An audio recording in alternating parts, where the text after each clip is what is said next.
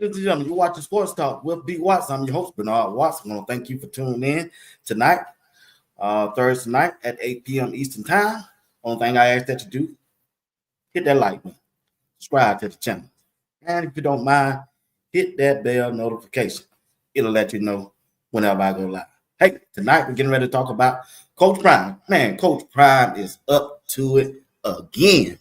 Yeah, I thought last year off season he was gonna give us some talking points. Man, this dude done started off the year on another level to give the content creators something to talk about. Coach Prime recently went on Good Morning America.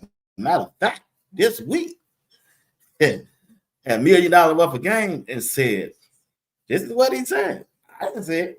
He said, Coach Prime said, the only way that I would consider, key word is consider, going to the NFL or taking an NFL head coaching job is to coach his two sons, Shiloh and Shador. But the key word was plural. That means both of them being on the same team. I'm telling you, Coach Prime, I don't know what Coach Prime doing. I don't know if he's sending a message to a particular NFL team or he letting Rick George know that contract, I want what I want. Respect me and the things that I done for the University of Colorado and this community. That's the only two things I can see. But I hope he don't go nowhere. But remember, about a month ago, I told y'all in a broadcast that I did when I'm by myself, don't be surprised. And there's only one reason why Coach Prime will leave Colorado. That is Shador and Shiloh called for. Let's bring up the fellas and hear what they got to say. That's J.R. Box and Greg Stead. What's going on, fellas? What's happening, B. Watts? What's up, Greg? What's going on? Man, where you been at, Greg? What's up? Y'all been there. Hey, this my first year seeing Greg. I had to watch this around and looked at the show from early today. Y'all showed out bad last night. I just hope I get my chance to show up. No, we can't. No, Greg, no. Don't talk about no sponsors tonight. Don't talk about no sponsors tonight. Your sponsors got to go back to Tuesday. I got sponsors tonight, Greg. You let them show out. Last night. I was so glad to see it because I say, not you ain't gonna let me not show out. Y'all showed out bad. Even you showed out. Hey, I tried to stop him, but boy, I said, man. 2025, I got a new B Watch. I'll tell you, man. I sent him the message what a certain person was saying, like I used to do you. He's gonna talk about okay. B Watch said, forget about it. B Watch said, let me go ahead and go out. Yeah, go on and get it off his chest. I was proud. I'll tell you, man. Happy New Year, Greg, man. My first year seeing you, man. Yeah, bro. I hope everything all right. Happy New Year, got everything that God done bless you with. What's up, Miss Johnson? What's up, Alan? What's up, Tim? Deals Wholesale. Appreciate it. DJH. What's going on? Appreciate y'all, man. All right. Yeah, he was snapping. JR was snapping. Then we got the Coach Prime talking about, I ain't got nothing to say on that. He flipped on you. He turned to B Watch. Oh, they listening. Y'all switch roles. Yeah. Oh, they listening. How you doing, me brother? They know they like this talk. I'm trying to get my press pass, man. Chill out. Anybody need to get a press pass, it should be us. Now, come on now. Come on now. Check it out, man. Starting with you, JR. I don't know. I might need to let Greg go first. I don't know how I need to do this thing. But still go JR, man. JR, Coach Prime went on $1 million worth of game. Good Morning American and Good Morning American 3. And told each one of them, which I hope he don't do. Yeah. Only way that I would consider a NFL head coaching job is to coach Shedeur and Shiloh, plural. That means together. Now, you can take it how you want, or anybody else can take it how they want. But I didn't say it. He said it.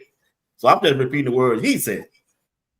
Now, even he was telling the Las Vegas Raiders or another team, or he was talking to Rick George to get my money right. He sent a message.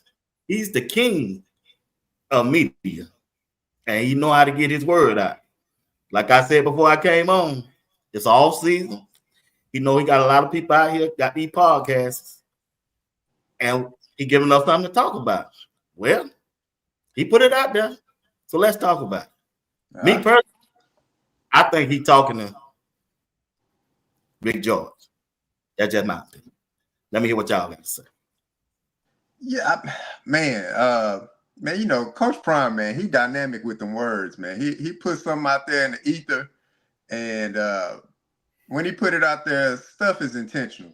So whether it's the intention of, you know, putting the pressure on Rick George to say, hey, you know, what the contract talks looking about, or even putting a feel out there in the NFL atmosphere, in the NFL space to be like, you know, it's a lot of hiring and firing going on right now. So if you need me, you know, these are my stipulations. I will come to the NFL under these stipulations only. And that's coaching his boys. So either way, I think he's just putting out there, he putting a feel out there both ways. You can take it both ways. Putting a feel out there both ways. But I truly believe that he intends to stay at the University of Colorado. But there's another coach that came in the same year as Coach Prime to the Pac-12. That was Kenny Dillingham. Kenny Dillingham recently got extended on his contract. So Rick George, I think Coach Prime sending you that message to say, what up now? We need to get serious about these contract talks. So I think that's what it is, man. He jostling with it a little bit, but Coach Prime, man, he don't backtrack on his words. So if he put it out there on multiple platforms, he mean what he say. Yeah, I mean, Coach Prime is king of that. You know, when he was playing baseball and football, he did it with the Falcons versus the Yankees, and he know how to leverage. So I mean, he gonna do that anyway. He never gonna make it look like he's one thing. He got to make himself look wanted. But my thing is, I never really thought about it. I ain't seen none of it. I'm gonna tell you something. Just looking at how this thing go, he's not gonna go nowhere this year, of course. So people can get their little undergarments out of it, you know. But I think that within the next couple of years, it become more real, especially if he's successful at Colorado. And this is why. The same reason they just swore he wasn't gonna leave Jackson State and he won't get no opportunity after a couple of years. And he left. He said he wasn't leaving there either. And then next day he was gone. The same day he was gone. And same night, midnight. And he was swearing, I don't know what y'all talking about. And the next thing you know, he was like, the ink is dry. God came by collect. My thing is, he gonna have to do it. I ain't never said this before. He gonna have to do it. This is why. He's creating a trail. And he can't stop the trail right now. It's bigger than him. Just like he had to leave Jackson. But he had to go to Jackson. Look at Michael Vick, Deshaun Jackson. You see Eddie George. Look, they went to the playoff this year. He ain't got no good first year or two. He's creating a trail. And because he's like the rabbit, he got to take it all the way to the top just in case anybody behind him wants to have that. Because you see college and pro is interchangeable right now. You see they flipping back and forth, coordinators. So it's really one and the same. It's really not that much different. And if he could take it all the way to the NFL, he is stand the full range of possibility for the people who are doing what he's doing, like the Michael Vicks. They would have an opportunity. They wouldn't get trapped. Like because he left Jackson State, Michael Vick is not trapped at Jackson State. Because it's not what Prime is the man, and he only did it. So it's like he's giving them that full spectrum. That if Vic want to leave there, he can go to Power 5 or Power 4, whatever. He can go there. And if Prime keep going to the NFL level, he's making it where if they want, they can have the opportunity. It's not like something far-fetched because he's a trailblazer. And I'm thinking that at some point, I mean, I don't think he's going to do this forever anyway. You got to think about it. He's older. He has health stuff.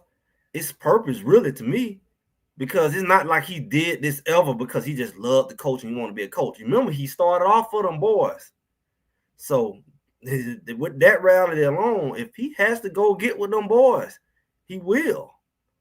And if you create the opportunity for him financially and he get to coach his boys again, and then he can say, I coach him at all levels. You see what I'm saying? He going to have to put that little check on his list if it comes. I coached him at Little League. I coached him at high school. I coached him at college. Now I get to say I coached him at all levels. He'd be like the only person that ever really done that. So there's so many reasons why he would have to take that opportunity and it will be possible. It will be possible because Shadour's a top draft pick and Shiloh is the later, right? And Shiloh can get moved anywhere. He can get traded at any time. If he go to if he's there with Shadour, they can easily get Shiloh there. And if it's far enough down the road, it can even get Travis there. And they can do this reunion thing all over again. You can't tell me that wouldn't be enticing if a team can figure that out 3-4 years from now. They get Shadour and Travis on the same team and Shiloh and maybe even some of this, some of them other boys, because this is what a lot of people not realizing about Colorado. Like he went down to the Hula Bowl. I ain't never heard no Hula Bowl. I thought there was some other kind of, because we heard the Shriner Bowl, Senior Bowl. NFL Bowl been about how long, man? But I'm just saying, I thought it was something else. You know what I'm saying? Hula Bowl. Because you ain't thinking about no bowl. I mean, you got the Senior, you got the Shriner, and then you had the NFL came out with theirs, and then it's like, okay, Hula, okay. And if you think about it, he got players there, right? And then you look at what Justin Weaver. Is it Jason Weaver? Who? Weaver. Xavier. Oh, okay. Xavier Weaver. I'm tripping. I'm talking about Jake. Xavier Weaver. What he did last year, right? He's really the first of this Colorado breed, but he got some other boys from Jackson, right? A few, but he gonna have more. Like let's say he put out 4-5 this year, 4-5 next year. It's gonna be a point where them boys gonna get to play together again. So the right team can present the right opportunity. Like, hey, we got about 6-7 of your boys here, and all your sons. Come on over here. But he also said, JR and Greg, before all this came out, if I recall right, I don't follow my sons. That was telling me as I thought about it. Before that draft, y'all need to make a decision and come and hire me and let me draft my boy. Now that's how I'm thinking. But I'm just thinking out loud and stuff when I was coming through the town off work. I said, maybe that's what he was talking about. I'm trying to put one and two together. And also, if you look at it, I keep hearing he got a contract on his desk. He just hasn't signed. That's what I'm hearing. He just hasn't signed. Got to be the right price. Y'all listen at that's what I'm saying too. Now I'm listening at I think Brian, me and him was talking. He was saying at the time they was working on a contract, and then Coach Prime was going through Travis Heisman and getting ready for the bowl game. He's saying, told Rick George, not now. It's too much distraction.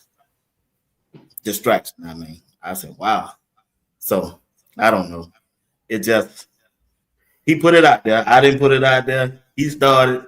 So we got to talk about that. What we talked about. Because I'm thinking it's something to talk about. Look at this portal. Look at how the portal. The portal is gonna make it very. It's like it's on the level with the NFL from the volatileness of it. Probably worse because you don't have the contracts and stuff, and the kind of. So when you look at how the portal is going, it's gonna make it less attractive for coaches. You know, like you seen when Nick Saban and them left. At some point, you're not going to esteem college football because of the volatile nature of. You just think about this, because in the NFL it's different. Like, I'm gonna cut you, you're gonna get traded. They in control. Now you can have a starting quarterback come up to his senior year and say, you know what, I want to go to Alabama. I'm jumping in the portal. The kids are in control, a lot more control. You see what the starting quarterback did, didn't you? Yeah, I heard about that. He did that today. Yeah, he gonna get more money. I thought it was more money than hit last year. Yeah. That's what they can do. That's gonna make a lot of coaches be like, you know what? I'm not gonna be loyal to this college crap. They're gonna, because the pros is more stable because the ownership is in more control of the players moving around. And the doggone college, the player can say, you know what? I'm gone. And you can think you got your starting quarterback. He done been at 3-4 years. He got another year, and he just up and leave. And he ain't got to say nothing about it. Over some money, over opportunity. Like, that's crazy. Like I said, man, two things could be true, man. I definitely believe Coach Prime using it a tactic as far as like leverage. You know what I'm saying? The money got to be right. So do I think he's leaving Colorado? You know, to everybody that's in the chat, no, I don't think he's leaving Colorado. But I mean, we would be, you know, we would be small-minded in our thinking not to think that anybody would not take an opportunity if it was presented to him. So if some owner or GM wanted to bring Coach Prime in and he'd be like, oh, no, I don't want to coach in the NFL. Forget that. Come on now. That's like saying if anybody boss walks to them right now and say, well, we're going to hire, we're going to elevate you in your position or your duty title or offer you more money, you'll be a fool not to take it. Now, I'm not saying all money is good money, but usually in the workspace, when it comes to things like that, you always looking to elevate yourself. So Coach Prime been doing a lot of unorthodox things. The way he got to Jackson State was unorthodox. You know, coming to Colorado, that was unorthodox. He's been doing everything his way. So like I said, he got on GMA with his boy Strahan and all the lovely people up there, and he was just talking his talk, man, and got with Gilly and Wallow talking his talk. But I think it's a little bit deeply rooted in the money got to be right. Like the contract was presented, money got to be right. So Rick George, we probably need to go back to the drawing board and get this money right. So I think that's what it's probably. It's most definitely that way. Money now. Yeah, but it's bigger than the money. But check this out though. Check this out. Hit him. Watch it, Greg. Just like you said. At first, he was talking at Jackson State. I ain't leaving. No, I ain't going nowhere. 12:01. That boy was in Colorado getting off the plane. Don't do it like that. Come on, man. It wasn't like that, man. Listen. Hear me, JR. Hear me, JR. The offer was all back then, too. Hey, look, JR. When Antonio Pierce was the head coach officially at the Las Vegas Raiders, Coach Prime saying, we ain't going nowhere. I'm standing right here in Colorado. But he got fired 3 days ago. And yesterday, he ain't said nothing about it. I'm telling you, JR, he came out. Boy, let me tell you something. Coach Prime know what he's doing. You don't think, and guess what Tom Brady did today? He fired his GM. Look, that's why I said am I lying? Could be true. Am I lying? Two things could be true. He fired his GM and the head coach in 2 days, Greg. It take both sides. It take both sides. So you would have to have. Well, the Raiders got to do something. You know, he let you know the conversation is over. Look, hey, if he doing it, hey, if he leave Colorado, it'll be a lot of upset people, but guess what? Them same upset people. What do he owe them? Las Vegas. Right. Greg, what he owe It them? was upset at Jackson State. Remember, Yo, they Still here. it's people still upset at Jackson State, man. Even with TC Taylor and Jackson State winning the championship this year, you know that I would say there's a small percentage of people that's kind of still irked by it. But I think it's more so the people at Jackson, Mississippi. They irked by it because they felt like TC Taylor didn't get the credit. Like soon as when he won that championship, people mentioned Coach Prime instead of just saying congratulations to TC Taylor. A lot of us fans of Coach Prime, people mention Coach Prime saying Coach Prime laid the framework. Well, yeah, he laid the framework, but that don't discredit what TC Taylor did. But I think that's more so the people at Jackson, what they feeling on. I think they passed the whole point of him leaving. They didn't salted and muddied his name enough. They passed that, man. Black people, we get over stuff. We hold grudges, but then we move on with life. We ain't worried about it like that. I don't know. I think it's bigger than the money. See, the college thing just don't got out of hand. It's gonna keep getting out of hand. I think he like he said, he don't like the paying the players and all that. He said, if I'm gonna be paying you, I might as well be in the NFL, because you got to think about it.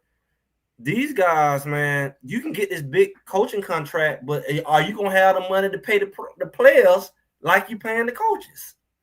Like you can give Coach Prime all this money to make him happy, but can you compete with the collectives? And I think that's gonna always be the issue. It ain't so much about how much money you're gonna get him, it's how much money you're gonna be able to get him to be competitive in addition to what you can get him.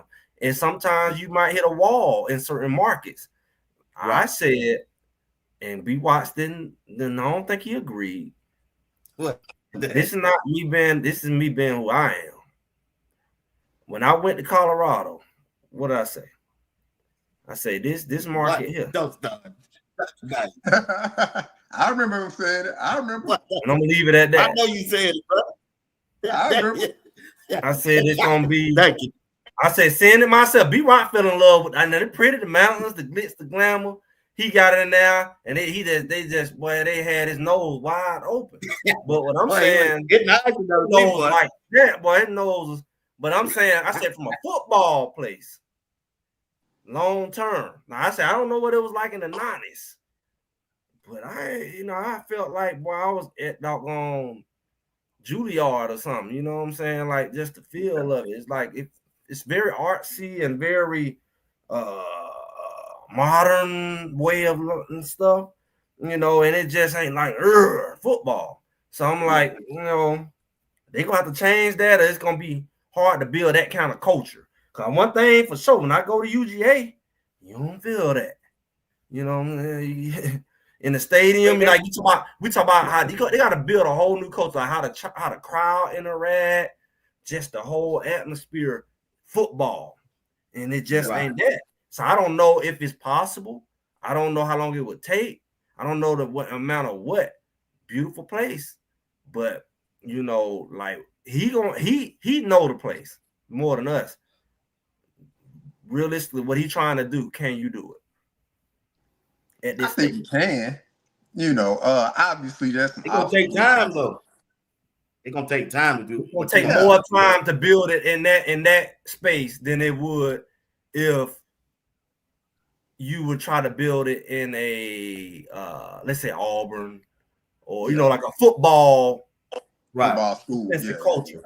I don't know if anybody ever built it. I can't say Nick Saban built anything because he's at like the core of the SEC conference type schools. He didn't go and try to build in at no Vanderbilt. He didn't go there. He's at Georgia. You talking about LSU. You talking about those type of programs. Yeah. So that plays a part. The foundation you building on plays a part on how quick you can accelerate. Because how long does it take you to build a foundation in a place like that? So you got to think. I'm sure he's aware of all of that. I just put that out there when I went. I walked that whole thing. I'm just looking at just the city. It's very like if you want to go on vacation, maybe, but like when I'm thinking about just being a football person and just an environment, I'm saying like, then I go in the stadium, I'm like, Yeah,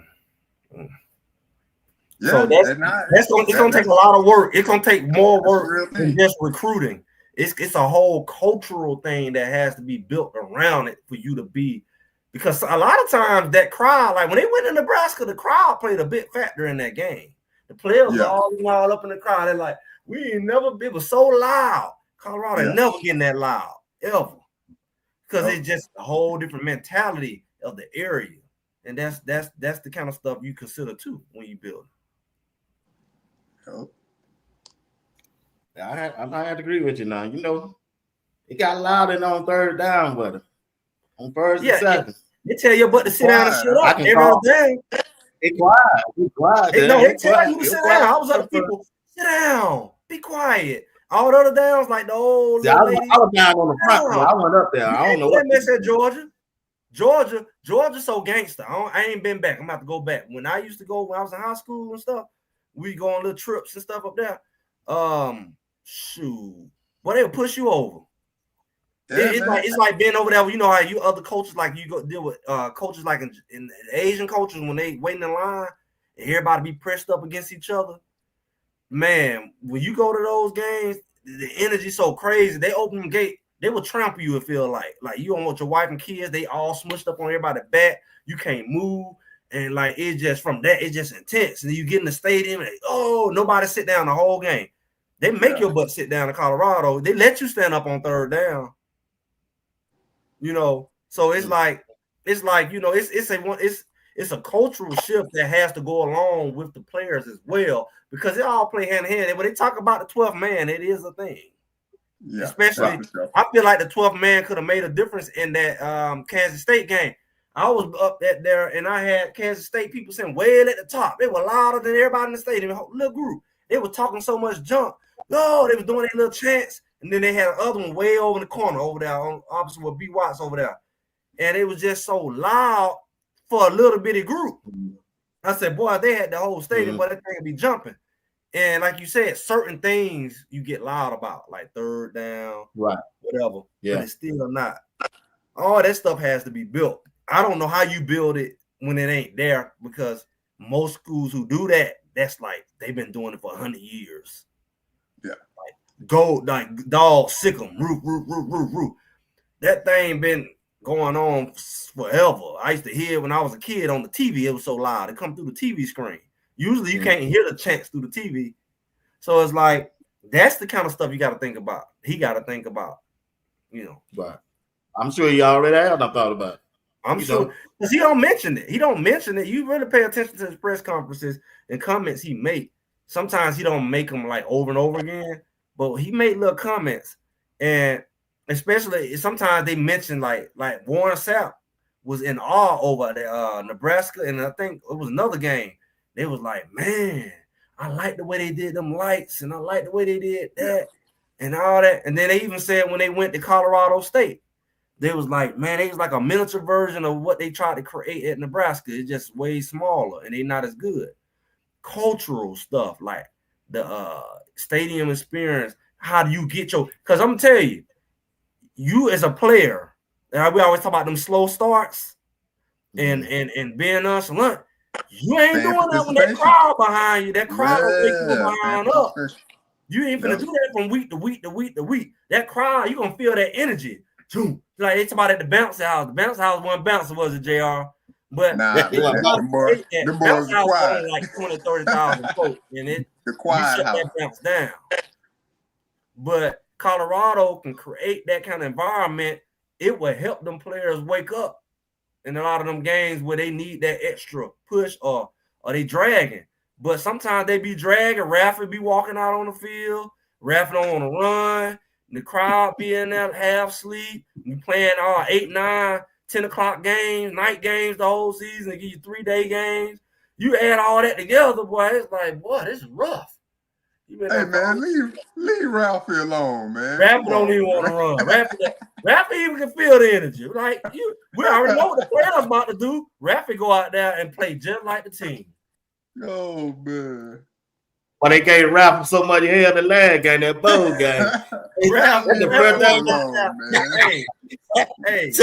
like him way out here. Artificial turf, man. Ralph got on that artificial turf and said, man, what is this? It was indoors real too. Grass. It was indoors too. Ralphie walked out on the field like Babe. Remember that movie Babe? Babe walked out there. Everybody was looking like they got a pig out here trying to tell the dog what to do. Everybody quiet. Babe walked out there. Ralphie, man. I ain't never seen Ralph not these jog. Ralph walked out there. And that's how the Buffaloes played. They walked out there. And they walked off. They walked out there and they walked off. Also doing the Emerson said, jump in there, JR. I want to hear what your point of view. Well, it ain't JR night tonight, man. I heard enough of JR. JR trying to play sick. JR, you switching up with B Watts on me. Hey, but check this out though, Greg. Check this out, JR. I got a video of him doing the document where the big dude, the captain man, the policeman with the cowboy hat. He talking about how Coach Prime getting threats and stuff. Yeesh. I don't know if y'all done seen that part or heard about that. Throwing that thing reading letters? Man, he said that you're getting death threats. You're getting death threats and all of that. That's the coach of football team. Hey. He was getting at Jackson too, though. Let's be real. That's why he had to get up out that little bit of hole in the wall office he had. They were breaking in, stealing the stuff. We got to get up out of here. He's a celebrity. We got to get up out of here. Oh, that document, man. Y'all don't know if y'all ain't watch the document. I ain't watched it. I'm on halfway through the second one, so maybe that's on the second one. I think this on the third. I said, man, getting death threat. Just the coach of football team. Man, that's scary, man. Oh, I knew he was getting him. I knew he was getting him. And then he said, the dude said, we get them when they get personal, we had to turn it over to the higher up. That's the FBI. I said, wow. Yeah, he been getting death threats because he was mentioning that when he first got there. I mean, he probably getting death threats. But he getting death threats before he probably started coaching. You got to think about it. He been probably getting death threats. Yeah, he been a public figure for quite some time. So I don't think the death threat thing kind of new to him. But I'm not gonna say that's a part of it because it should not be a part of it. But that's the society that we live in.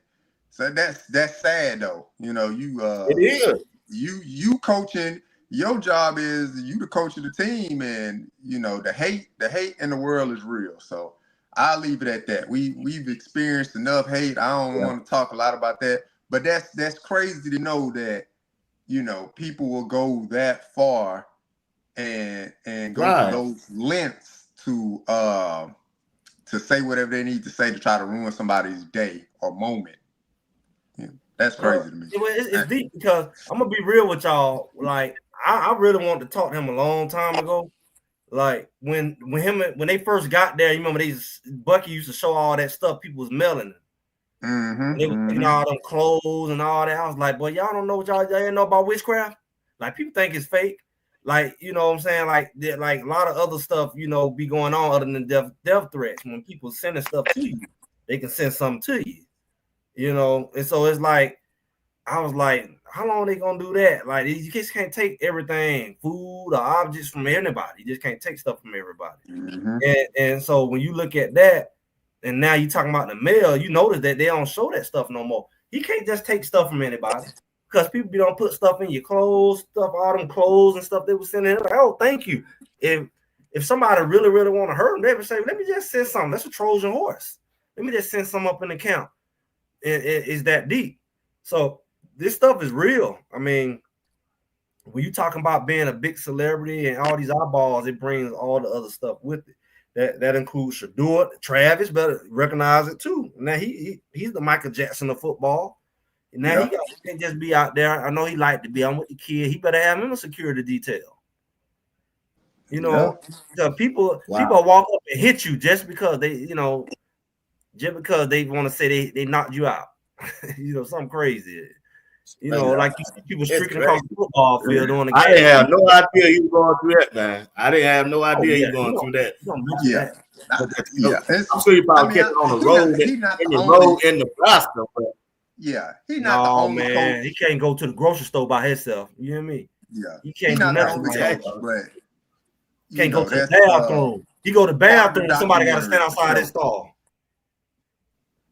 Damn, part bro. of the documentary, man. So Yeah, I mean, that's why he Yeah, always with his security, though. Public figures, man, that's what happened, man. You public figure, people can, have public opinions about you, and they love you and they hate you, man. And sometimes they hate you just as much as they love you.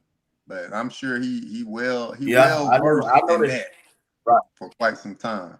But it is mentally ill people in this world, and there's different types of mental illness.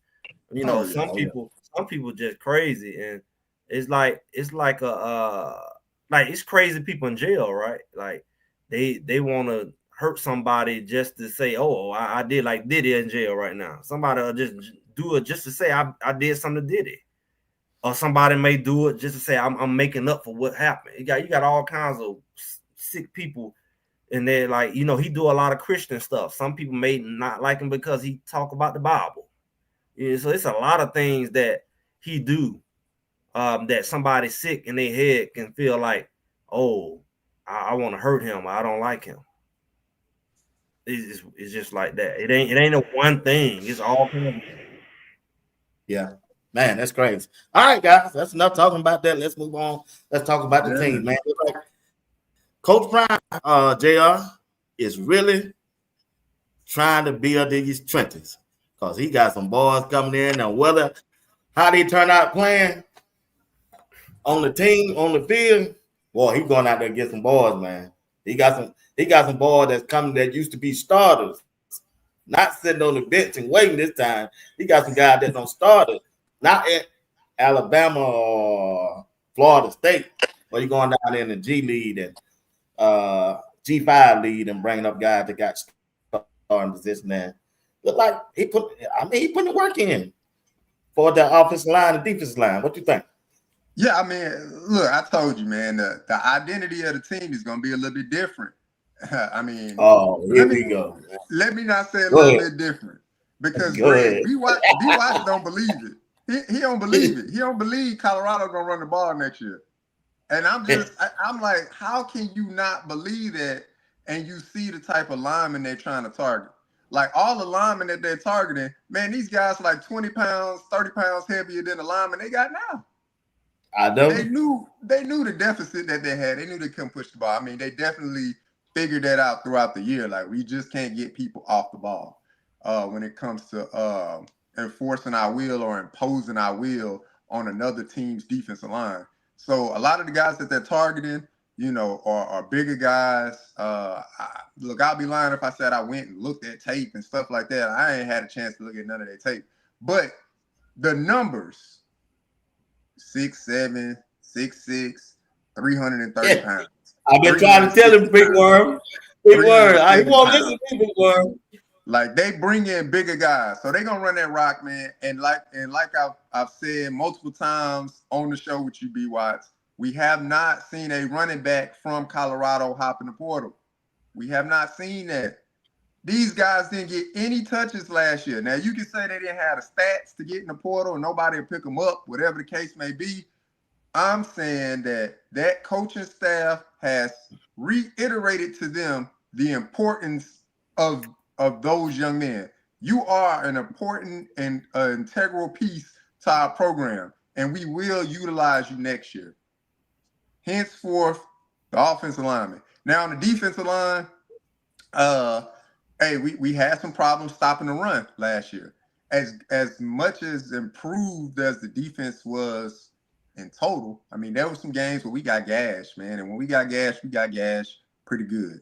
And it starts up front. So you got to get some guys up front with some size, with some experience, and coach them up. So that's what they're doing, man. That's going to be the bread and butter of CU next year. They're going to rely on the legs of running backs and their quarterback. And that defensive line is going to be pretty stout up front, or at least they're going to have enough big bodies to rotate them through. We took a lot of injuries throughout the year, but they're focusing on stopping that run. Because they know quarterback in the Big 12 that can really spin it like that. Outside of Shador, who's gone, the one kid from TCU, he had a lot of yards. He was throwing that ball around. But I really can't think of any other quarterback in the Big 12 that was really like slinging that rock like that. TCU quarterback had close to about 4,000 yards, and Shedeur got to his 4,000. That was about it. JR, Big Warren left your message. Same message I've been telling. It's gonna be I think it's gonna be both. I mean, I think it's gonna be both. I mean, he's gonna, because of who he is, he's gonna run the ball more. Like you said, he's not gonna sit in the pocket and take sacks. He's gonna run the ball more. It's gonna be some design runs. He's gonna look like I said before, he's gonna like a typical Big 12 quarterback. He's gonna look like all the other Big 12 quarterbacks, like the Iowa State quarterback, like the Kansas State quarterback, like the Kansas quarterback, UCF quarterbacks. All these quarterbacks were dual threat. They wasn't super passers. That's why I always said Shedeur was unique, because he was the only pure passer, and that's why he stood out. But in the Big 12, everybody we played, we had to worry about some teams more than others, but you had to worry about Cincinnati quarterback. They'll take off running on you. So my thing is, he's gonna fit in well in this conference. The difference is gonna have to be, we just gonna have to see how it come together. I'm excited more about the tight ends, because I feel like that's what Shedeur needed. I feel like he did well with Micah Harrison last year, even though they tried to say he wasn't big, even though they tried to say he couldn't block. That's nonsense, because you got multiple tight ends anyway, and they can have different skill sets. But we ain't gonna take him out the field for no receiver, or take no receiver out the field for him. But he had size, and he was able to eat up the middle of that field. And that's one thing we just didn't do this year. He did it last year. But that's one thing that we lacked. And that should have been the thing we did, because they bring the freaking house to get Shedeur. Everything open is right in the middle. You're going to make them keep some linebackers back there to take some heat off of your line, have to figure out who coming or not. But you say, come your butt on down. I'm just going to tell my tight end to go stand right where you left at. And we just going to pop your butt to sleep. That's why it's very conspiracy theorist, very I don't know about when they come to scheme. I'm just using common sense. Like, is this a movie? Is the joke on us? Because if y'all keep bringing, I mean, because it's like everything rigged. You want to get into that, because it's like it ain't like hard to figure out. Like, is it gonna be the tight end or the running back? Just do them like they were doing with us when we had Trevor Woods couldn't cover the running back when he did the out route and come back inside. Like, why we wasn't doing that? Like, I'm gonna make your linebacker have to stay there. Now, you ain't scared of Shedeur running, so you bring everybody up in that box and you leave a lane. I just dump it right to these tight ends and running backs right where you left. Just like they were doing us when we never had no second level. What they did, they dragged their butt right across the middle of the field with nobody to cover. Our cornerbacks is running for dear life after they got picked and rubbed in all kinds of ways, trailing behind the receiver. Well, why they keep doing it for 2 years? But this year they did it, and it's like, where our cornerback at? Nowhere to be found. Shiloh, somebody tackling him 30 yards upfield. Whether it was a tight end, whether it was a receiver, whether it was a running back, they go right down, because they know our silly butts will go line up, all our linebackers and line, standing on the line. I'm thinking that, we're going to do positionless defense. We talked about that last year, and I'm thinking that they're going to line up, and then they won't know who's going to drop in coverage. They at least throw them off. No, we just bring everybody on the line and just come and blitz. And it just got a whole 45-yard gap between our secondary and D-line. And if our D-line don't get to that quarterback, either he finna take off running, and the red sea gonna open up because somebody gonna be undisciplined and come out they rush path, or he gonna dump it to on somebody right there in the middle of the field. And that's something that we never did. And they were blitzing the mess out of Shedeur. That's what I don't. Yeah. I mean, some of it's Shedeur own doing though. I mean, there was times when there was a running back open in the flat, and they just, I ain't even talking about the flat. I'm talking about right down the middle of the field where they blitzing that. Like, we did run out routes. We was dumb enough to run 2 out routes. We saw them routes where we got 3 receivers and both of them running out routes and one of them runs. It's just the most basic looking crap.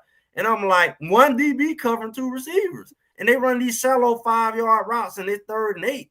And I'm like, they're like, yeah, go ahead. And Shedeur doing like this because he don't want nobody to jump the route and pick it off. And he gets sad. Nobody ran no route. Both of them running out routes. Now one of them ran to the middle of the field. I mean, look, Shador said it himself, man. He calling the plays, man. So yeah, look, Savell Smalls could have been out there. He wasn't gonna throw Savell Smalls the ball, man.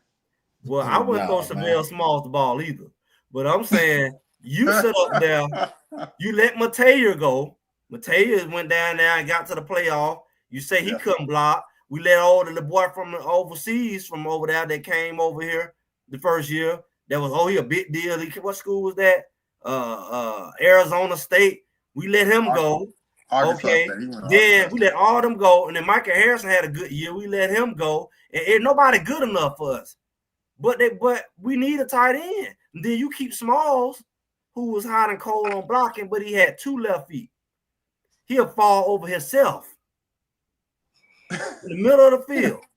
3rd down and 3, and he'll fall down at 3rd and 2 and miss the yard. He just fall. Nobody in tackle him. He just fall down. Yeah. Man, he fell in the end zone when they threw the ball to him. You should have dumped it to him. He didn't fail. But y'all, look, man, we did do that. He did do it. He did do it. He did fall. Right, man. But look at him, man. Well, y'all crazy. He did fall now. He fell. But he did do it. So when you look at the wide receiver group, JR, Joseph Williams, Farrakhan, Wilson, Gibson, and the ones that got coming back like Caleb Mathis, Terrell Timmons, Cal Michael, Draylon, and Omarion Miller. What's your expectation of Omarion Miller this year? I expect for him to be the leader in the wide receiver room. He's, it seemed like from the videos, he's more so a quiet guy, but when he gets on field, when he gets in between the white lines and he gets the ball, he knows how to put on. So I expect him to lead by his play. Like, he don't have to be the rah-rah guy. He don't have to, try to be LeJontay Weston, be vocal and things like that. Like, be who you are, but the talent that he has, it'll showcase on the field. So he'll get his opportunities for Omarion Miller. And then the rest of the wide receiver room, I believe the one kid that they brought in, Williams from Tulsa, he was the AAC Freshman of the Year. So as far as him contributing to the team, I mean, we'll see where he fall on the depth charts, man, because it's a stacked room. It's another stacked room, and that's a good thing to have because you want athletes to be all over your team. It better improves the competition, and it better improves the overall depth of the team because a lot of those guys will probably wind up playing special teams, and you want to improve that area by a lot. So, but yeah, for Omarion Miller, I expect him to be inconsistent. Didn't bother you? His consistent. Well, I mean, inconsistent. I don't. For me, I don't think Omarion Miller. He don't drop balls. So yeah, I don't think he was inconsistent. I just think the opportunities were not there. Like, if you're not the number one target, he was on the field. You ain't gonna get the ball. But I mean, that's just on the way. Field only when Shepard was out. That's just the way it go. Like, for 1 or 2 plays. I mean, you've been to the game. Right. This is no knock to Travis, but this is actually a positive thing. Travis always open, always. Oh yeah, he is. So if Shador dropping back, 9 times out of 10, the ball is probably gonna go to Travis. If you look at the games, Travis had the most targets, typically had the most receptions, and undoubtedly had the most yards. LeJontay started off slow, but he really didn't get off until Travis was hurt for those games. And then Shador had to go to LeJontay. That's when LeJontay, that's when he had that big 150-yard game or something like that. Travis was hurt. Well, I mean, he did it with Baylor. He played in the Baylor game. I think the struggle with LeJontay was it going to be him or Jimmy? And I think that in the beginning, the whole talk was, well, is it going to be Jimmy or LeJontay? Because they had similar roles to play the same position. And I think we're trying to figure out what Will Shepard was going to do and versus just get the ball to the playmakers. You know what the worst thing Colorado have going for themselves with the portal is you got to get to know the players. That's why I think the defense evolved, and I think LeJohntay evolved. Like, yeah, we did all this stuff at practice, but this is my first year playing with you. I'm really getting to see how you play, your strengths, your weaknesses. And I think the more games they played together, that's when you seen he kind of carve a niche for himself. Like, you wasn't trying to hit the LeJohntay on the deep balls. You was hitting them with the underneath stuff, and you outrun a linebacker for a 30, 40-yard touchdown. You notice that, but Jimmy ain't that guy. You know what? Every time you throw Jimmy something short, he fighting the ball like a deer. He fighting the ball off. But you throw that ball down the field on a corner route, nobody cover him, and he ain't dropping nothing. I said that yesterday in my live. They used him wrong. Yeah, it's like they like Jimmy, that underneath stuff, and really Travis. You throw something that sideways to Travis, I hold my breath because I don't want nobody to hit him in the kneecap, twist his ankle. But if you get Travis a good 10 yards upfield, he'll run past your defense like they goalposts. Yeah, go. Like they standing still. That's what I was saying, man. It's like the narrative of I saw somebody in the chat say Marion Miller didn't know the plays. I find that hard to believe. When you get your opportunities and you get targets your way, and he ran it up he had 8 catches and 180 some yards when Travis got hurt that game. When we played Kansas State, didn't Mario Miller have like 180 some yards, something like that on 8 catches? You can't tell me that young man don't know the playbook. Now you make him say that his freshman year. That don't roll over into your sophomore year. You ain't 2 years into the program and not know the plays. I'm not buying that. So to me, it's more so of he was on the field, but when he was on the field, he just didn't get the looks. And that's a part of it, man. That's a part of it. You look at the Cincinnati Bengals right now. You got Jamar Chase and T. Higgins. Jamar Chase is getting the targets because he always open. And that just leaves T. Higgins to pick up the scraps, man. It is what it is. So when you fishing around and you trying to find people like Shador was doing, like he's going to hit the guy. Travis open, he open, man. He going to throw the ball that way. DeJounte open, he open. Those were the first 2 targets. Then it was Shepard. And then if O on the field replacing Shepard, then it was O. And then Jimmy, I think they strategically tried to get Jimmy in, but Jimmy just succumbed to injuries, man. He was hurt all year, so really couldn't get no targets for Jimmy in there. But I'm not buying the whole Marion Miller as a sophomore not knowing the plays. He knew the playbook, man. He just didn't get the targets. It is what it is. But next year, it'll be a different story. We're going to see Marion Miller probably averaging 80, 90 yards a game or something like that, because he's going to get the targets. Well, but I'm thinking that Shador, some of the times, and he said some of the time, sometimes he forced the ball to people. Like, he feel like they're not getting enough ball or he need to have a big game. Right. He like, one time he threw the ball to Shepard. I seen him do it to Travis. It's like, when he make his mind up, I'm going to get you the ball, especially Travis. He feel like Travis can go and get it, and most times Travis do. But I've seen some times when he threw it, like even in that Kansas State game, when he threw it up to Will Shepard and he didn't get that pass interference call. Like, that was just straight go route. I don't think Will Shepard's that type of receiver. And sometimes he would throw it up, and I look up Wester wide open in the middle of the field. And I'm like, he couldn't have been reading. His mind was made up. I'm going to throw it to him because I can fit it in. I trust my arm, and I'm going to put it in the right place. Sometimes it's almost like Shador's like, I can make it happen. I'm gonna make anybody look good because my accuracy is just like that. And then you don't get the pass interference call or something like that. But LeJohntay will be wide open, running back be wide open, and you'll be like, it's 3rd and 8, and he throwing a bomb, and somebody in the middle of the field wide open. It's gonna be wide open. He would have got about 20 yards, but you decided you want to throw that go route. So it is what it is. I don't seen it happen more than once. Well, I know he ain't always reading. Now, when he do read, that's that game where you see that he just cut him up. Boom. boom, and that's when he hitting the short stuff and the long stuff, short stuff, and that's when he really that Shador to everybody like, good God Almighty. But when he gets to the point where he feel like I'm gonna throw it to whoever I feel like throwing, you can tell because he's not picking up the people he normally would pick up, and he's not moving at the consistency he normally would move. Like if he's Shador, it don't matter who he playing against, he gonna carve you up if he got the time. You can tell when he. And I don't know if many people recognize that. I'm sure some people do. And I also noticed that if he has a lead, if he jump out on you, like we say, he don't get a fast start. If he do, he more likely to throw some picks. Yeah. He gonna try it a little bit more. And not even just try, he's just not as sharp. He kind of get none. I remember one time he threw the ball and tried to catch it as he threw it. Like he knew he shouldn't throw it. Like he fell asleep at the wheel. So it's like, but when he's sharp,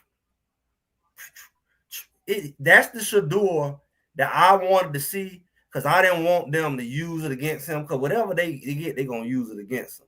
I felt like Shador left a lot of meat. Anybody see my content? I don't say it a lot lately. I feel like he left a lot of meat on the bone in those times where he either had a lead or it's just like, I don't know. I don't know if it's goal setting the thing because once he hit a certain point, it's like he take his foot off the gas. He take his foot off the gas. But you hit it right there when you said he was just trying to get certain guys going. I mean, they said it during the bowl game. Hey, we're going to try to get Jimmy going. Jimmy was missing all year. We're going to try to get him his touches, like things like that. Like, LeJounte did not come to see you to not get touches. So you got to get him the ball. Will Shepherd didn't come to see you to not get touches. So you got to try to give him the ball. Travis just the man. He was the alpha in the room. He was the hands down best receiver on the team. So if you've been to any of the games, you saw it. He was always open. So it was easy to lean on Travis and feed him the ball and get him off and he get yards and he get catches. But for the guys like Amarion Miller and stuff like that, all right, this your year, dog. Like, you know what it is. This your year. And then for the, like I said, for the whole, well, he didn't know the playbook and things like that. The whole season, hell, we knew the plays. As spectators, we knew the plays. They running these same basic out routes, bubble screens, tunnel screen. Come on, man. I ain't trying to hear he ain't know the playbook when we running bubble, tunnel screens, 5 out, 5 in, deep cross. What you mean he don't know the play? He know the play. If we watching the games and we can comment and say, man, it seems like those routes a little bit basic. They look a little simple. You mean to tell me the young man that's actually there studying the playbook doesn't know the play? Now people can say, well, maybe he didn't run the route depth or something like that. Okay, now we trying to get fine-tuning things. He knew the playbook. He knew the routes. Kansas State is a prime example. Shador looked for him at Kansas State until he got hurt. Shador was actually looking for Amarion Miller. And you saw when he looked for him, he produced. So and I'm gonna say something real crazy, and it's your fault, all right? So be wise. I'm gonna say something crazy. Is it possible? It's gonna make sense though. Is it possible CU gets too many talented receivers? Because we always I'll wait on y'all to get through. I'll wait on y'all to get through. I was just saying, did they have too many wide receivers, man? Because I'm saying we always be like, we got way more receivers. We name them receivers than everybody else's team. But you look at Ohio State, we know the man, right? We know the man. He ain't it ain't no confusion. Like when T.O. was the man, Jerry Rice, T.O. was a couple guys. But you know who was the man, so you ain't got that issue. But when you got a team where you like, I got Travis Hunter, LeJounte, everybody want to be the man. Then the quarterback got to figure out who you get the ball and make everybody happy. But let's think about it. If we only had Travis and LeJounte and maybe Amarion, their numbers not only would be better, but they would just get to dominate. Because I feel like, honestly, we made it come in about Travis. I felt like if we had to just force-fed Travis the ball, we wouldn't have lost a lot of those games. Because no matter who he played, it was Nebraska, he was open, he was making them run into each other. So it's like, why do we go try to impress somebody, be like, well, all you do is throw the Travis. I would throw the Travis every play if they can't stop him. What somebody said, whoever hot. I will make you, just like we had to make us stop the run, I'm going to make you stop Travis. Like when Omarion did that against, when Travis got hurt, and Omarion tore up USC. It was the Omarion Miller show. That's what I want to see. There's somebody take over the game while they hot. I don't want to be like, oh, Travis wide open, but I got to go get it over here to Will Shepherd so he can be happy and he go drop the ball or something. And Travis wide open doing jumping jacks, cussing everybody out on the sideline. And we lose by 3 touchdowns. We lost by 3 touchdowns, and Travis could have had 10. Yeah. They can't cover him. Throw at him every doggone play. Until they put the whole team over there. And then maybe your running game open up for real. Because the whole team is going to line up. I watched Travis catch the ball over 3 people. 3 people.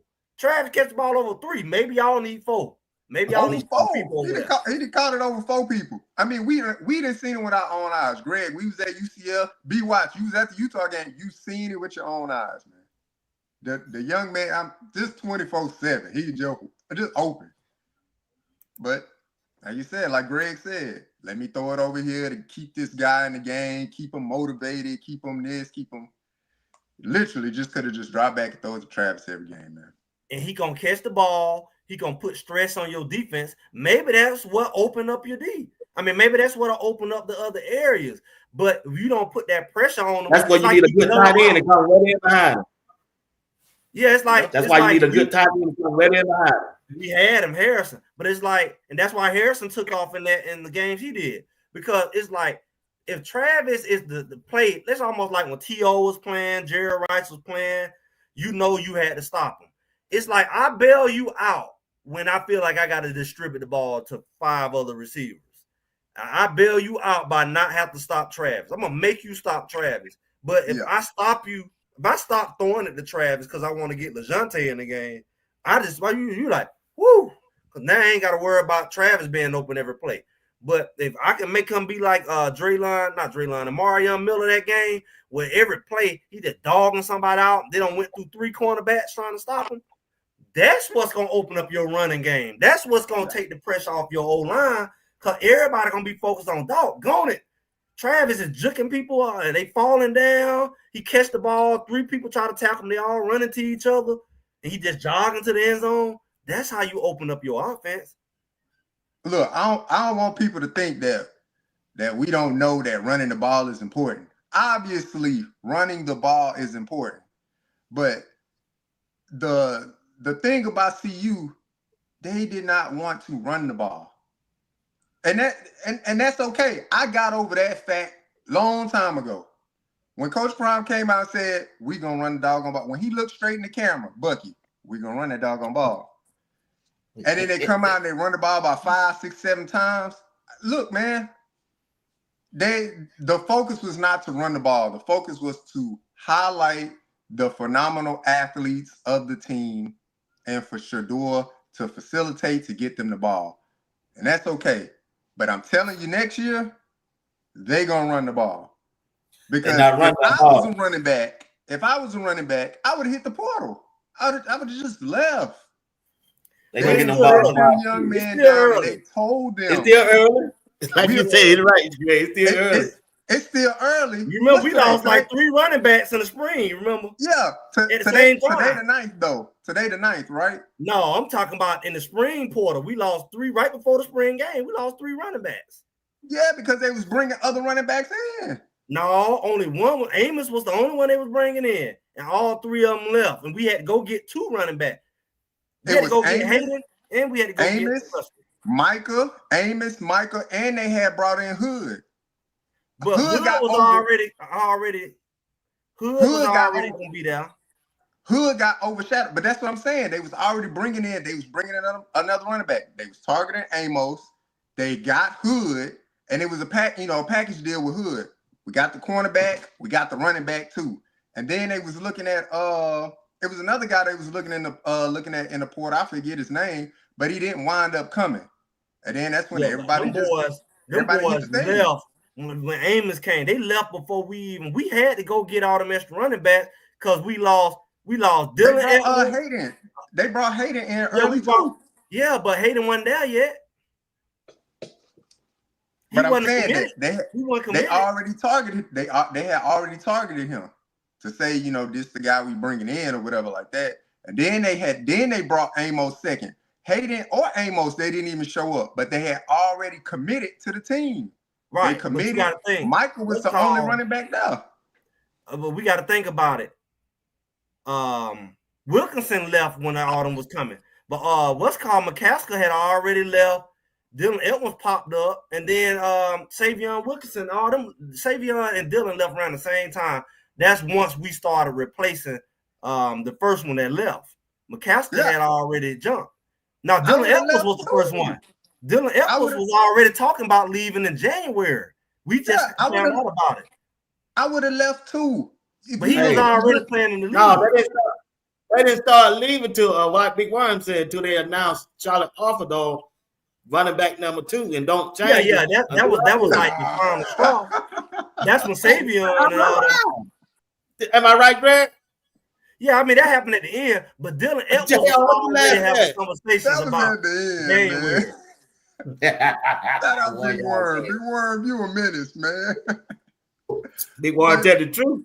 And I'm gonna tell you, that's how I look at it, man. Right, I'm through it last year. I don't want to talk about nobody on that last year team no more. I'm gonna say this. Go ahead.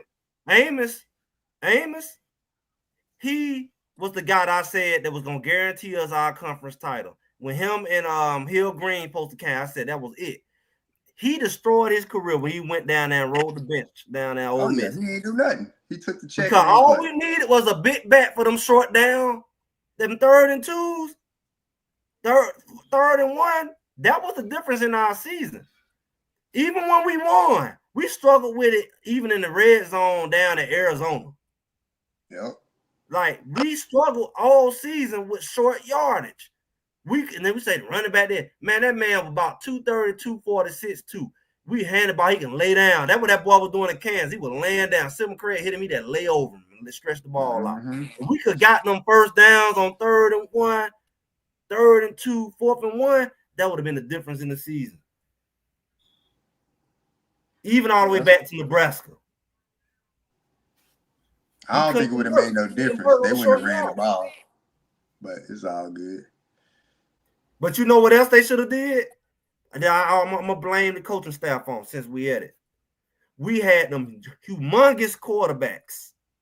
And we sit up there. Don't say it, man. We didn't put them big old 6'7", 230, 240 quarterback in. He would have been happy with that role. Let him come in and just do the doggone like that. Like even North Dakota State had them 2 quarterbacks. They had that main quarterback and that big quarterback who was fast. If we had a young big quarterback like Taylor or somebody just for short yardage, they weren't gonna do that, man. Come on, I know man. Clearly, they weren't gonna do that. I wouldn't have did it either. Yeah, I wouldn't have did it either.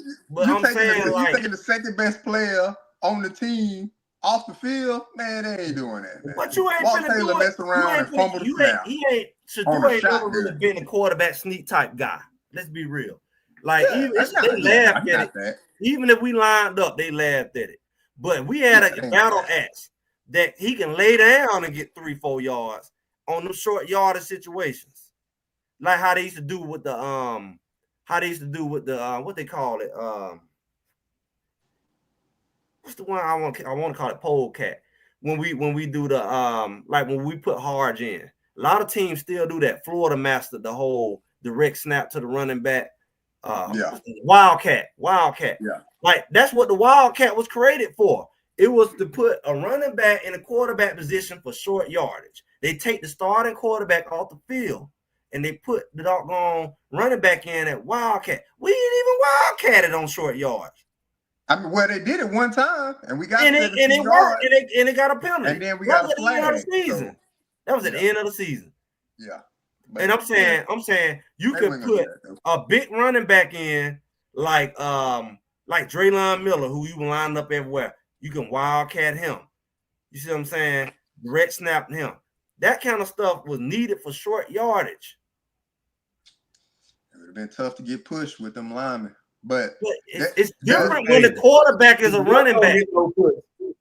No. Look, I don't think it would have worked regardless. No. Let me tell you something, sir. I was in high school.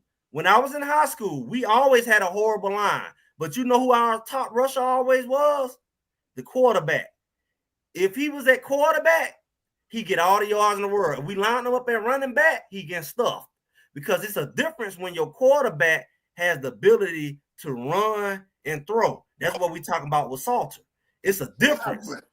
It ain't about the push because he's unaccounted for. He's really unaccounted for. I think that would only work a small percentage of times. Because let's say you get it off 1 or 2 times with Walt Taylor or something like that. You bring him in, whatever, you get him the ball, he get the yardage. Now, any other third down and 1 or 2, they coming in, the defensive line they're gonna stack the box. But that's then what you gotta because he's still a quarterback. Taylor to create something at that point. But they gotta respect. They gotta respect the fact that he's still a quarterback, even though he a crash dummy. We seen it at North Dakota State with the big man. You wild? What you calling man? That big running back. Every time North Dakota State came in, they brought that big running back in. Everybody knew that he was a quarterback, but he's a big, fast quarterback. They knew he was gonna run it and couldn't stop it. But every now and then he could throw it. He'll throw it every now and then because he still was a quarterback. But he was the backup quarterback, and they used both of them. But that's the first game of the season. I ain't watching none of the, North Dakota. But that was the first game won a national championship. You get that off first game of the season, but after that, no, North Dakota just won a national championship. They only lost to Colorado. I'm saying as far as that play, you get stuff off that early in the year. They did that the whole season. They did it last year. You think that would have worked against Colorado game? You think that would have worked against BYU in the third? Man, it worked every game they played in. Because even though they lost to Colorado, remember technically the game was close. You knew that he was going to run the ball, and he still was gashing us. Yeah. He was a big running back, man. He was a big quarterback. We were susceptible to the run, man. A lot of teams got us on that. That was just it. Man, Walter Taylor was bigger than all our running backs. Walter Taylor is bigger. Walter Taylor was 6'7", 6'6", whatever he is, and he was over 230 pounds. He was bigger than all our running backs. You saw Walter Taylor in that spring game. You knew he wasn't touching that field. Come on, Greg. Keep it 100. I knew he couldn't throw. Spring game was two-hand touch. It was two-hand touch. I agree with you on the Wildcat as far as like using the running back or something like that, which we did, but it was later in the year. Man, Walter Taylor ain't sniffed that field. He ain't sniffed that field. That was not the MO of the team. Because to me, the MO was to not be able to get any short yard all season. That was the MO. 3rd and 1, 3rd and 2, we couldn't convert. I would love to see the stats on the whole year on how many conversions we had on 3rd and short and 4th and short. We was in the teens. We was in the teens. Yeah, not many. It'd be a low percentage. Right. So what I'm saying is, if that was our weak point, why not address it with a bigger, more stout runner at quarterback? And then so happened that quarterback is bigger than all our running backs because we didn't get Amos. If we got Amos, that would have been solved. Because you know why? First time it don't work, why you got to do it off the field? And you're bringing in this. Come on, man. No, what we did was on 3rd and 2. No, what we did was on 3rd and 2, we emptied the backfield and put 5 receivers out there and had to do a throw it. Yeah, they weren't gonna run on the ball. 3rd and 1. They weren't gonna run the ball. We tried. Hey, get what? What's the odds of you catching it? The only person that picked up the first down was Charlie Offerdall. All the rest of the running backs never picked it up. Put him in. Dallin Hayden tried 2 or 3 times. He didn't pick it up. Charlie was the only one that picked it up. Let me tell you what North Dakota did. And Michael Welch. You know what North Dakota did? You know what North Dakota did? While that quarterback scored at the end, they made the game close. North Dakota would do the same play, but everybody in the stadium knew it was the design QB run. Remember that? They put all the receivers, the running back line up here, run out the backfield. Everybody know quarterback sneak. He got it every time. Because they spread you out. They spread you out with the receivers, and they say, hey, my quarterback against your linebacker. Go. Yeah, they in 1 yard. 1 yard. And get what? Get what the linebacker got to figure out. I got 5, 6 holes I can run through. Now we playing a little ping pong game at the team was built for that. We hit the thing. That wasn't and find that wasn't the MO. That wasn't the MO of the offensive play caller, man. It was to highlight. That's what I'm saying. Nah, man, it wasn't gonna be that. We can't say it shouldn't have when it wasn't. Okay. What's gonna happen this year when you put Salter back down? You empty the backfield on 3rd and 1. What's about to happen? Salter gonna run the ball.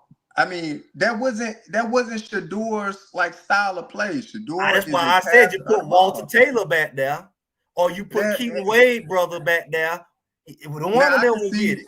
I can see putting Keaton Wade back there, but that wasn't gonna happen, man. They were gonna take Shador off the field for one of those guys, man. They was on the roster. That wasn't gonna happen. They're not gonna do that. We know it wasn't gonna happen. Do that. But it didn't happen. But I'm just saying we didn't use our weapons. I got quarterbacks who 6'4". Guess what they had? North Dakota. They had a 6'4" quarterback. He was fast as dirt, but he was huge. He was a linebacker, worst nightmare. When he get a full speed, Keaton Wade brother could have been that. He was athletic. He couldn't throw. Wishful thinking, Greg. You know they didn't do it. That's wishful thinking. Hey, y'all got 12 minutes, bro. Get it on. Y'all got 12 more minutes. Get it on. Greg trying to stall out. I'm gonna have to do a show tomorrow just to talk about what's going on there. Greg stalling out. And Shador, them guys gone. Y'all got 12 minutes to get it off. So tomorrow I gotta come back with a solo. I wasn't gonna take off. Yeah. Go ahead. Y'all go ahead and get it off. Skip. All I'm saying is, Skip, that was the difference. And if we need to get somebody to dissect some film, we need to bring an analytical person on to prove this point. The difference between the season being 9-3, 9-4, and that 10-2 plus record I talked about is they couldn't convert on short yardage. I'm willing to argue that. I give you that. And all they had to do was fix it. You got to do what it takes to win. You can't say about no MO. You got to do what it takes to win. If you see you can't convert, doggone it, you need to figure out personnel and packages and schemes that fix that because it came back to bite them. That's why people say BYU dog Colorado out. That wasn't true. Colorado dogged himself out. When they had Welch behind, run up the field, and early in the game and try to bounce it out instead of getting 1 more yard, he tried to bounce it out like he always do instead of keep running and get the first down. That destroyed the momentum of the game. Then we went for that third. Come on, man. Don't put that on that ain't on my man. We was only down by a touchdown or 2. Then they turned around and it was 3rd and 1. And then we tried to throw it. And then it was 4th and 1 or 4th and 2, whatever it was. And we tried to throw it. And from that point on, BYU knew these fools can't convert on short yardage. I mean, BYU knew that from watching the tape. Like I said, they didn't know that. I'll give you the lack of the inability to convert on short yardage plays. But that wasn't the thing that was going to get us to 10-2. The fact that we had to go for it multiple times on 4th down because Mata couldn't make it past 45 yards. The fact that offensive line play was much improved but still questionable throughout. The fact of the play calling or the play style, all of that went into it, but they still won 9 games. Off the arm of Shador, off the hands and the legs of Travis, they still won 9 games. And when the defense showed up and was able to stop the run, that's what gave us the advantage. But saying that, I know you didn't just blame Mata. Piece of it. I know he didn't just blame Mata. He just blame Mata in this. Yes, man. Yes. He blamed Mata. He He throwing everybody under the bus. Mata part of it too, man. Oh man, he just mad at everybody. He mad at everybody. That affects play calling. It's Mata's fault now. No, I'm not saying. I'm just saying. You have to call or you have to have a certain play style if you don't have a big foot kicker that if you get stopped on the 3rd and 5 or whatever like that, that can go out and hit a 45-yard. Like we didn't have that. So we had to take more chances when we were in positions where we probably didn't have to take those chances. I guarantee you the kicker that they brought in this year, the one that can make it well past 50 yards, like he got a pretty good average at that 48, 50-yard range. I guarantee you the play calling be a little bit different. They might just hand the ball off. Let's get 2-3 yards and, kick a 47-yard field goal and call it that. Yeah. I mean, that's a part of it. We couldn't do that last year. I'm talking about the 3rd and 1 and the 4th and 2. And all you need is a big foot quarterback to lay down. Just lay down behind the line. Greg, you gotta get past that, man. They ain't doing that, man. They wasn't gonna ever put Wendy. I know, because they don't both hit the portal. They both hit the portal. We don't lost them. They weren't gonna see the field next year either. Even if they stayed. They should have converted them to tight end, Tebow style quarterbacks, man. Man, that young man ain't come to see you to play tight end, man. He didn't come to see you to play quarterback. He knew he wasn't gonna see the field with Shador being there, man. Who?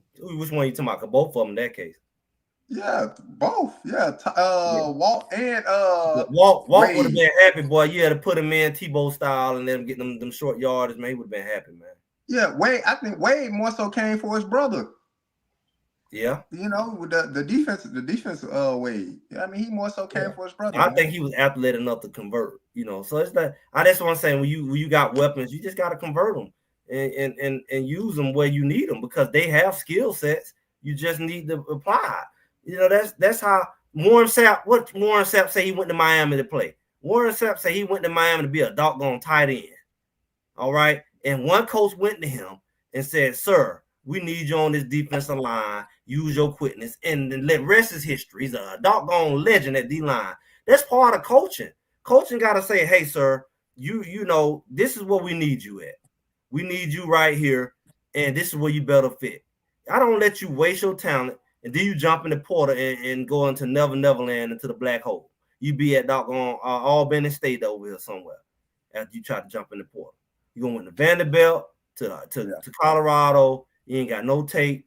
And the only way you're gonna be at Arkansas Pine Bluff playing quarterback, running the ball like he should have did at Colorado. Yeah. I mean, look, yeah. But he can't throw. Yeah. I mean, but you're 6'7", 230, you can show run it. He can, but I'm telling you, as soon as he would have got in and not did it, the first question would have been, well, why is Shador not in the game? We'll take our chances with Shador.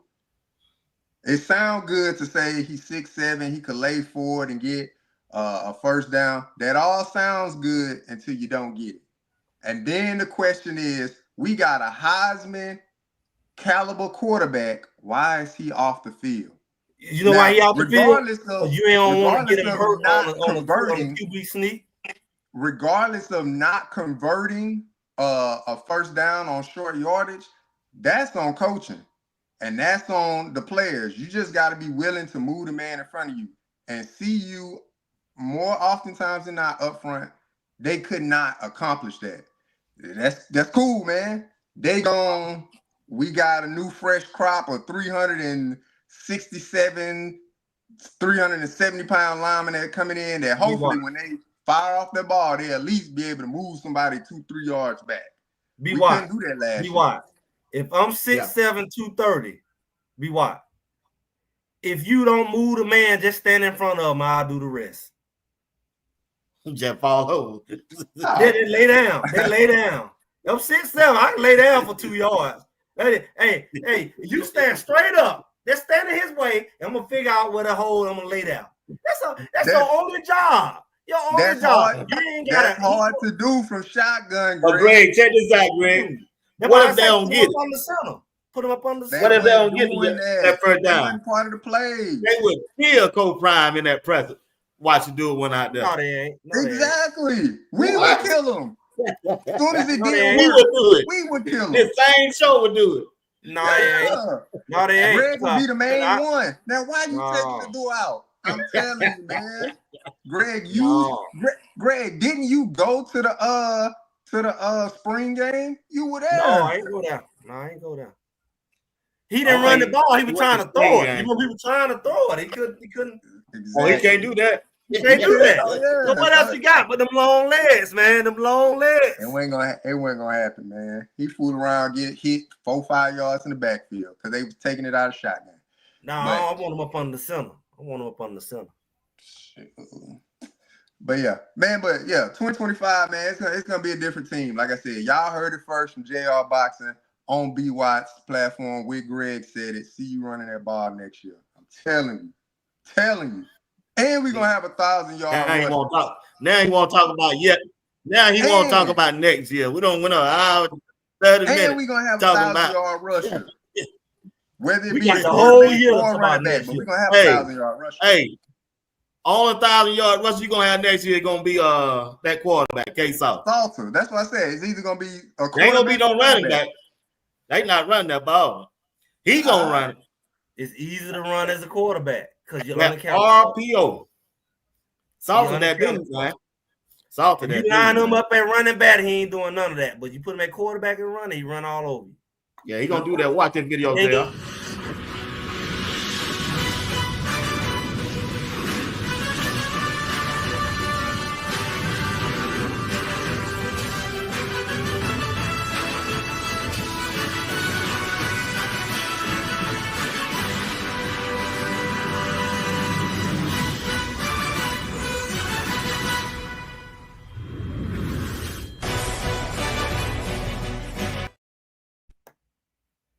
Ago, he threw for 4,000 yards and ran for 1,000 yards. You still think they gonna run the ball and run it back? You said it. He ran for 1,000 yards. You know, Yeah, matter of that's fact, what I'm I'm gonna look up the Liberty running backs from 2023 and see how many rushing yards they had. I'm gonna have that for you on Tuesday. Watch. Okay. But I I want want to to do see that. short to intermediate routes. Huh? All this deep ball, short to intermediate. Yeah, he good though. He good Yeah. them deep ball. he got a good deep ball. But that's wide open. He got it. that's his highlights though. I mean, that's what you're supposed to show. That's just his highlights, right? That's his highlights. You're supposed to show that. All Don't gonna be nobody that want to see a ball. highlight tape and you throwing 10-yard ends. I don't want to see that. No, ain't nobody gonna see that. I want to see the accuracy because they got him at 56. You know, I want to see the accuracy. Yeah, that's why I said he's gonna run that ball. That's why I said they're gonna run that ball, man. I already checked the completion percentage. Now you saying the running backs. You ain't said nothing about Salter running. You said the running back. See, there you No. go. I said Well, yeah, Big Warren. What did he say, Big Warren? I said Big Warren, what He said the running backs ain't hit the portal, right? He said the running backs ain't hit the portal. But that's He said a quarterback hit the portal. That is the reason why, though. That's the reason why the running backs haven't hit the portal. They didn't already talk. They didn't talk to the young man. Look, we're gonna target. We're gonna target some linemen. Okay, what's running the ball? We're gonna get Give me y'all some the numbers ball. that you looking at. What? As Give me far some as numbers like that running you gonna be back? looking. For running Give me back? some numbers. Give me some numbers. Okay. You said they gonna run. For a running back, I don't know who the starter gonna be, so but You ain't no starter. You got 5 on. You said you got 5. Yeah. So I'm looking at a running back to have over 800 yards rushing next year, and then there'll be another running back on the team. Running back. One running back gonna have over 800 yards for CU next year. Yeah. Well, how much you gonna bet? And then there's gonna be another running back on the team that'll probably have around 400 or something like that. And then the quarterback himself, he gonna have probably 500 or so, 600 or so rushing yards. Like they're gonna run. Their focus is gonna be running the ball. I guarantee you, man. Guarantee it. The only experienced receiver they have coming back is Amarion Miller. That's it. That's the only experienced receiver they have coming back. I would say Draylon is the most experienced one. Than Amarion. Maybe Draylon. He played more than him.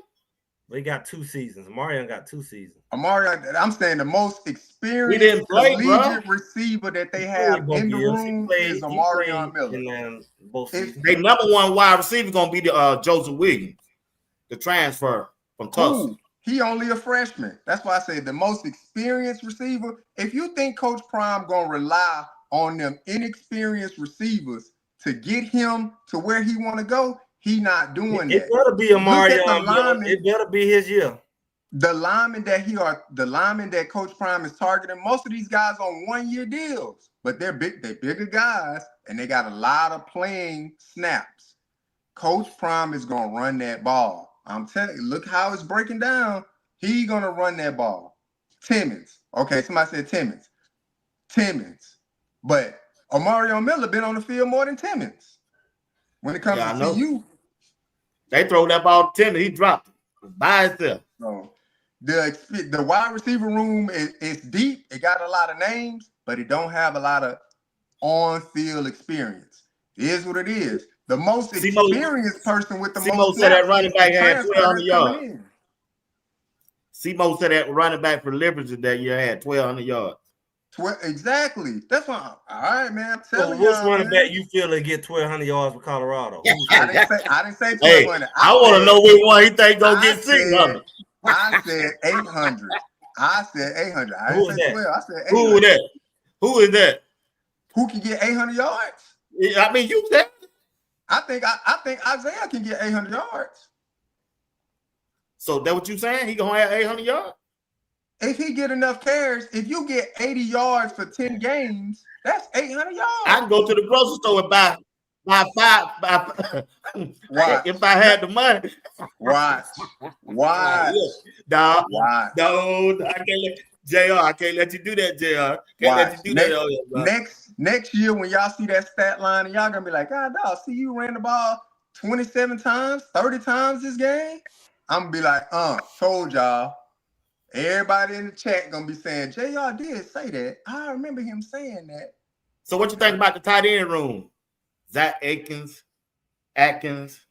Zane, DeZort, Corbin, DeSouza. Yeah. DeZouza, whatever his name. What you think about all them guys about 6'4", 6'5"? They brought in some guys with some size that can be on the line, that can inline block. Now, those high school guys, definitely they're gonna have to get developed. I mean, they're coming in with a body size already. Like I think DeSouza like 260 or something like that. One of them tight ends already like 260. But what they're gonna do, they're gonna use those tight ends in the blocking scheme as well. That's something that we didn't have. You remember when they was pulling, or they'll have Savell Smalls come in motion, and he didn't block nobody. And he came in motion. He was supposed to chip, but he didn't chip. He just came in motion and got in the way. Yeah. It's gonna be a little bit different this year. They're gonna have a tight end that's gonna come in motion, that's gonna be able to chip, that's gonna be able to block. They're gonna run that ball. Watch. Yeah, I think Coach Prime's just gonna air it out with a quarterback that he really don't know. Yeah. He ain't trusting nobody like that. Only person he trusted that was two and Travis. He know that guy. Because his brother played with him at Truth. Yep. His brother played for him at Truth.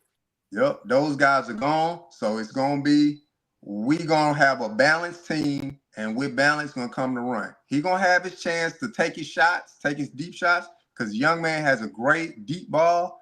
But I'm telling you, it's gonna be a lot of RPO, and you better read that right read. And if you can run it yourself as a quarterback, then run it. But it's gonna be a lot of handing that ball off to the running back. So what's the ratio? You give us a ratio. Pass. If I was to give a ratio, I'm probably gonna go with about 60. Now I'm gonna go with 55. Yeah. That's why, come on down. 55, 45 on the run. That's what I'm gonna go with. 55, 45. So it's gonna be around there. They're gonna run the ball more than they pass the ball next year. 55, 45. Tight, though. That's real tight. I mean, that's tight, but compared to this year, we want to say 50-50, but we was 70-30 last year. 70-30. Some games we gonna be 70-30 this year. Some games we was 90-10, but overall we finished out about 70-30. But y'all know with some games they ran the ball like 5 times. I think it was and 80-20. passed it like 37-40 times. I think it was 80-20. Most of the last year. Yeah, for the whole season. It feel like 80-20. Shit, I was gonna say 9-10. You know what I'm saying? It gotta be at most 85-15. But that's why I say 55-45. Because obviously the young man no way, JR. The young man can throw the ball, but a lot of it's gonna come off the RPO. He gonna have a chance to run it first, and then if it's not there, it's gonna be a quick pass, a quick slant, Well, I don't think we're gonna see a lot of them like deep routes. We probably get some of that on play action. If you say he's good with the deep route, that'll be wrong to not use the deep route and throw the short route that he don't normally throw. So I need to see him throw the short route. But you say he's good at the deep route. If anything he throws should be the deep route. It shouldn't be we ain't gonna throw the deep route. If that's his forte. That's gonna come on play action though. And how often can you run play action in the game? You probably get about a good maybe 3-4 like really good play action opportunities in the game. Like they ain't gonna be out there just play action. No, you really gonna have to get the defense to bite. So in order to get them to bite, you gotta run the ball. That's the only way they're gonna bite. When they ran that RPO with Shador, man, them defenders they not biting on the run. They gonna bite on that run with Salter. I'm gonna tell you now, B. Watts. I ain't rushing. Hey, I got a question for you, Greg. Hey, Greg. Who gonna get drafted first, Shador or Travis? It look like Travis at this point. Yeah, I think Travis. They don't jacked up the order. You think Travis going first? They don't jacked up the order. Yeah, it would have been Shador with certain teams. Now it's Travis. If Titans, you don't think about trade up trying to get Shador? Who? I don't know. But like, what it would take? What would it take though? Because you already a struggling team. You can't afford no trade up for no Shador. Why you can't? You always go. You can't trade up. You can't afford to be like, I'm gonna get the next 2 number 1 picks and 1 6th round. You can't afford. It's some teams got to do that. Look what San Francisco did last year. But I'm saying like a team like the Giants can't afford to give up. Yeah, they can't. The Giants need too much. You too needy, and really the Raiders can't. Yeah, they too needy. You got too many needs to for one person where you can get 3-4. That'll be dumb. Yeah, I think it's Travis. I mean, he go number 1. Ain't nothing wrong with that. Wait your turn. Number 1 quarterback taking. Since you went up there and lost that game, won that game, you gotta wait. Yeah, Travis be the number 1 overall player taken. I easily see that. Because it's Tennessee. What? Tennessee got the first pick. Tennessee need a lot. They need a cornerback. I mean, they only got Calvin Ridley out there at wide receiver. So yeah, depending on what they want to draft him as, but Travis been playing both ways. So whatever. They need both or whatever. Yeah, Tennessee need both. They need a receiver and they get 2 for 1. That's a 2 for 1. So they gonna pay him like a 2 for 1? Eventually. Not as a rookie, but eventually. Yeah, I'm talking about out there at first. His agent gonna have to be real cold in order to Lil Wayne. Lil Wayne. NFL a dirty business, man. Dirty. I know, business. So I agree. Yeah, you know, Greg. Hey, you in Tennessee, man. Lil Wayne owns Tennessee.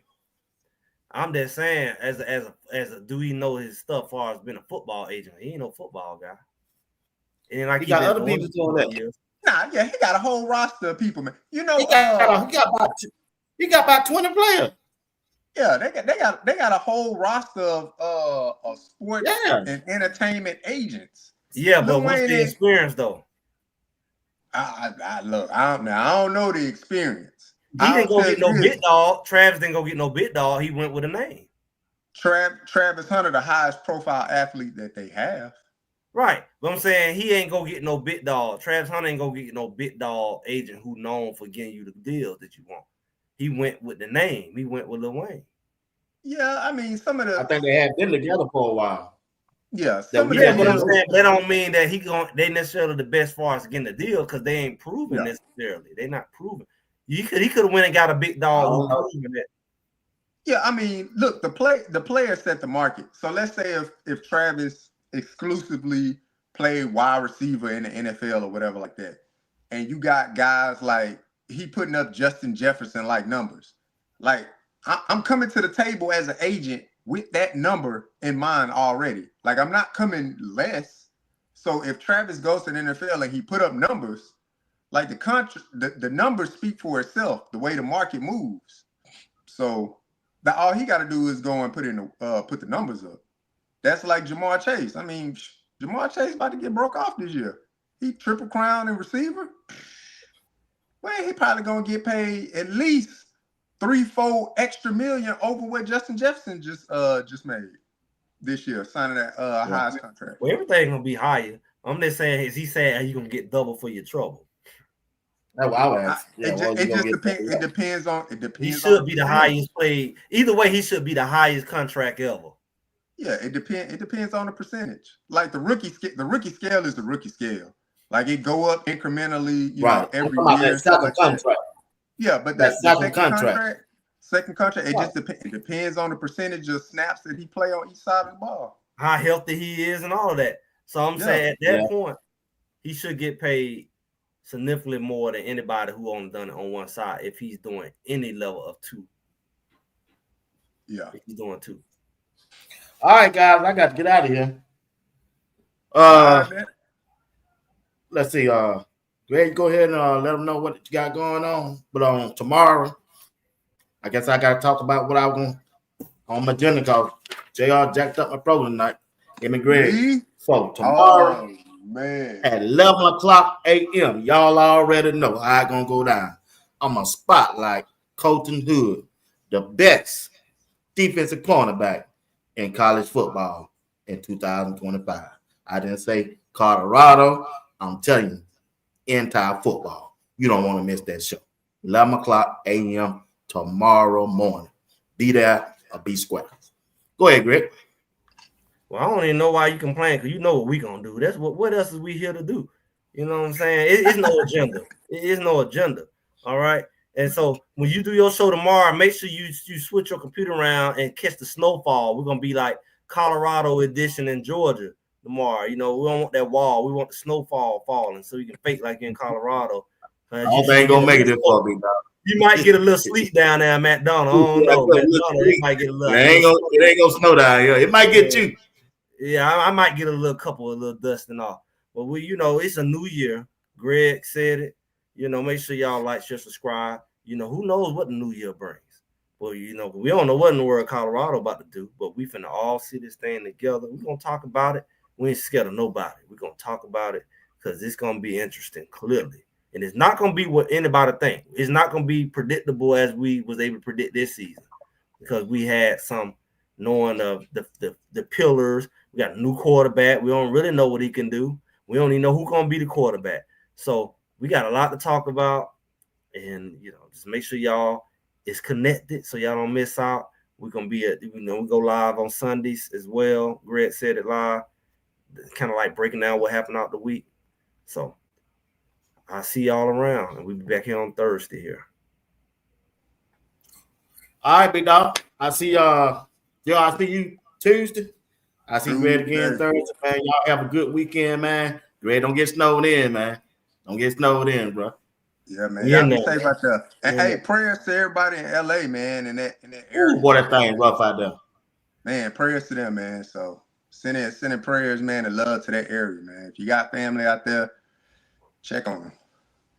Yep. You're right about that, big dog. You're right. All right, fellas. I appreciate y'all, man. All right, Greg. Holla at you, man. All right. All right, Greg. Appreciate it, buddy. All right.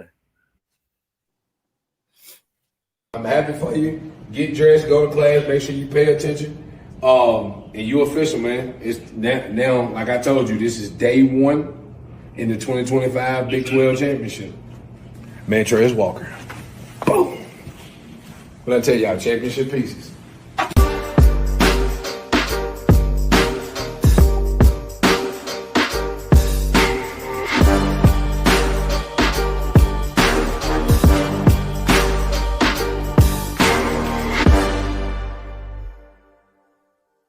What's up, Buff Nation? It's Trez Walker, linebacker from Atlanta, Georgia. I'm excited to get the boat soon and work. Let's do it.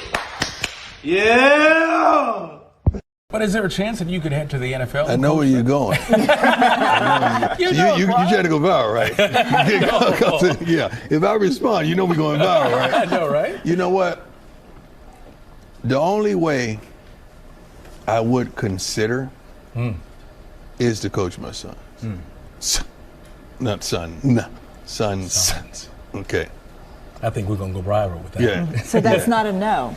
Well, I love Colorado. Now, I love my Buffaloes. I love everything that we're building. I love everything that we're doing. And I love Boulder, Colorado. I do. He's one. Deion is a gift that keeps on giving for us.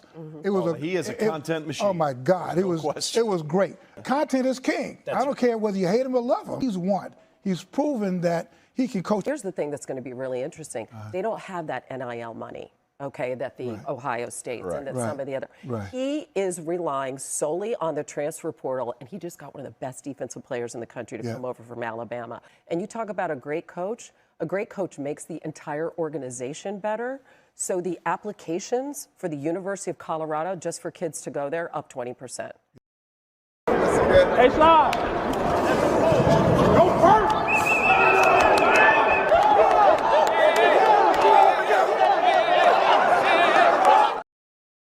Can you say Thorpe? Turn around. Looking square in the camera. Thorpe, and I called it first.